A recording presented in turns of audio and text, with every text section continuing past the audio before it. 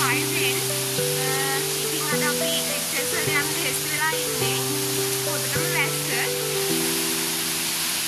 අපි ලෑස්ති වෙන්න කලින්ම අහස කළු වෙලා වහින්න වගේ ආවා.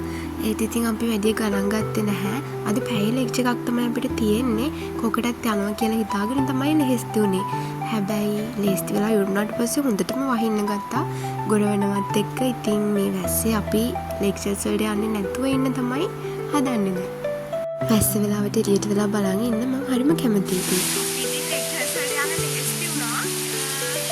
හැබැයි යන්න බැහැ ඉතින් ගොඩක් වැස්ස ඔන්න යාළුවා ඉන්න වැස්ස දිහා බලාගෙන ඔන්න බලාගෙන මේ බලන්න ෆ්‍රෙන්ඩ්ස් ඉතින් මේ අකර දැබ්බයක් තමයි මේ වෙලා තියෙන්නේ දැන්. lectures යන්න ලෑස්ති වෙලා යන්න විදියක් නැහැ. මම අහස කල් වෙනකොට මේ යාළුවට කිව්වා යන්න බෑ කියලා. මොකද එයා කිව්වා රත්නපුරේ අහස ඔය දැකලා නැති නිසා තමයි ඔහොම කියන්නේ කියලා. දැන් ඉතින් මේ ලෑස්ති වෙලා අවසානයේ ඇඳුම් ගලවලා පාඩුවේ ඉන්න වෙනවා. ඔන්න ඉතින් lectures වලට යන්න බැරි වෙච්ච එකේ මම චුට්ටක් යාළුවව වැවිස්සුවා. එහෙනම් friends ගිහින් එන්නම්. bye bye.